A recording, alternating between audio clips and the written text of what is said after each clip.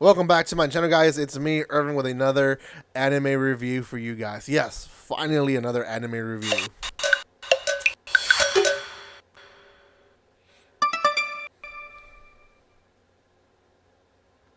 Welcome back to my channel, guys. It's been a while since I've reviewed animes. That's because a lot of my time now is spent on reading. But I do watch still anime, obviously, react here, but I also watch more on the side. This is going to be on one that aired in the fall of 2020. Not too long ago. It is subbed and dubbed through Funimation, so you guys can find all of those 12 episodes there already, both subbed and dubbed from time recording, I believe. I believe the last dubbed episode released this past week. So, anyways, you guys can find both of them there on Funimation. I don't think you can find them in Crunchyroll. There's probably other places. Just dig around if you want to just dig around and find other places. I don't know. I'm not recommending it. Man, it's up to you. Anyways, guys, this one is going to be rated at a 6.54 by my anime list. I will talk about if I agree or disagree with that rating at the end of this video. But before anything, guys, if you haven't done so by now, make sure you subscribe to my channel. This is a pre-recorded video. I am out in vacation, but I'll be back in just a few days. So make sure you comment, like, and share. There is a giveaway happening for anyone who is able to be part of the giveaway. So make sure you guys go check out the video out. You only have to be subscribed to be part of it, and then follow the instructions on that video. Make sure you do follow the instructions so you can be part of the giveaway. Okay, this was called Our Last Crusade, or The Rise of a New World. So pretty good anime, I would say, when it comes to the beautiful sceneries and all that. So the whole premise is that there is essentially three sides. There is the witch side that is led by, or our main character from that side is Alice. And then there is kind of like the Republic side that hunt witches, that our main character is Iska.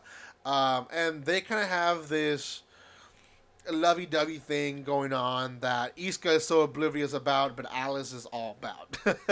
And then there is this kind of third section or third countryside of the world where they have a peace treaty. People that go there, you can't attack, you can't fight, which is a lot of their meetings happen there. They bump into each other by accident. In fact, in my first impression video of this anime, which I talked about how at the end of the episode they bumped into each other in opera, and essentially they were in this city that is a neutral city, a neutral zone. They can't fight there. They can't, do any illegal stuff. Now, obviously, throughout the anime, they do some stuff that are big no-nos in that city, but for the most part, they go to like art galleries and they do other stuff. They sit in the park and talk. It's basically where they meet, and they don't have to feel too guilty about it, because at the end of the day, it is illegal to do anything against other countries in the neutral zone. So the anime itself, genre wise, I would say it's heavily on action, military, romance, and I will say military, not so much a lot of detail to it, but the action is pretty good, pretty decent.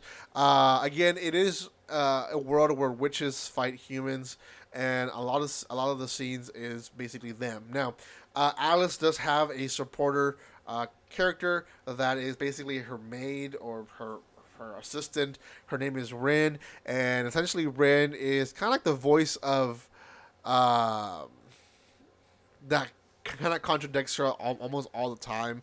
In fact, at one point they capture Iska, and Rin almost tried to kill Iska because she's like, "Why are you capturing him? Just kill him." He's the enemy. So obviously Alice has a romantic eye for him and doesn't want to do so. Iska, on the other hand, is a forgiven prisoner, if that makes any sense. He at one point released a witch from jail, who was just a little girl who happens actually to be Alice's sister. Her name is Sisbel. And anyways, he helps her escape, and because of that crime against the country, he's arrested. But he is given pardon so that he can again fight for his country and become a saint apprentice. And because of that title, he's actually pretty strong. And we see his strength throughout the anime quite a bit when he fights different witches and how he uses his tactics. Really, just not his fighting skills are not just the main part of his character, but also the way he calmly thinks his strategies through. So that's pretty cool. But anyways, he's part of a team led by Miss, which is the kind of like the lolly girl of the show. And there's other characters like Nene and Jin that are also supporting characters that are part of the group. The big part about amongst them is that eventually Miss is tainted and becomes a witch, and she has this mark in her arm, and they're trying to hide that from the country. Not a big thing. They're not supposed to do that, but we'll see what happens then. The anime doesn't really end in a real high note, to be honest. It ends in the sense that Sisbel and Alice kind of are fighting for Iska now, but it almost seems like they could have done 12 more episodes and it would have been fine. There wasn't really a wow moment. There was this big battle against, Iska was arrested. He was sent to this cell, and in this cell, one of the other characters from the country that he comes from, Risia, she goes and sets free this guy who they call a demon. He's that bad of a person, and they essentially have this fight against this guy at the end of the series, but it's not really a big deal, to be honest. Like, when they introduce him as this like real strong guy, but Iska's still able to destroy him. So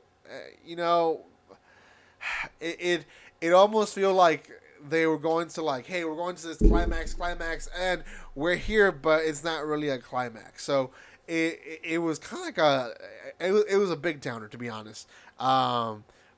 The whole point of it at the end of the day was really a test for Iska. The whole country is trying to figure out how strong Iska is, and apparently they're figuring out that Iska's stronger than they think. So obviously they want to keep him on their side, but that's really the whole anime. It doesn't really have a climactic point or a big climactic point that I say, wow, that's amazing. And I think that's why a lot of people are leaning more to the meh zone of a 6.5. I can agree with that. Personally, 6.5 I think it's a little bit generous. I would be more closer to the 6 area, maybe 6.25 area of a rating. I don't think it's a wow anime, but I think it's decent. It's one of those animes that you can have in the background while doing other stuff, and you would enjoy it, and you might miss some stuff here and there, but that's okay. Does it have a huge fandom? I don't know.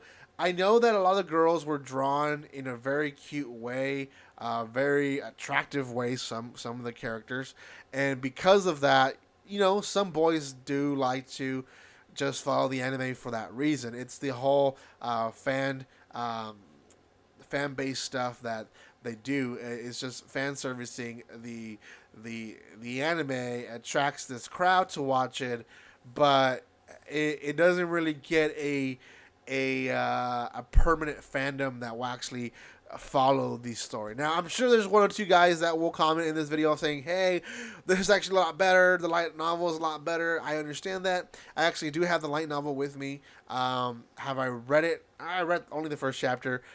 Light novels tend to be a lot better. I completely understand that. But when anime companies take a hold of these stories that are made from light novels or from mangas, or from both.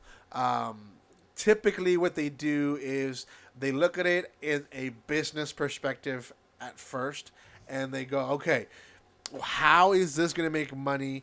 If the plot is not good, well, let's throw in some ecchi scenes. Let's throw in some, some fan servicing here and there, and that's when it becomes a trash of an anime. Now, I'm not saying it's a trash of anime. I think it's still decent enough for people to watch, but I don't think it's the best one out there. By far, it's not, but we'll see. Well, not really. We'll see. But season 2, I don't think there's a season 2 promised. From what I'm looking here, I don't think there is. So for now, we just have one season. It does look like they can make season 2 and maybe even 3. They would have to really push on getting a better plot, getting a better climactic point, getting more twists and turns. A lot of the things that they did were kind of obvious, and it was just kind of oh well. Thank you guys so much for watching this. If you have not done so by now, subscribe to my channel. Give some love by commenting, liking, and sharing. And guys, like always, don't be strangers. See you guys.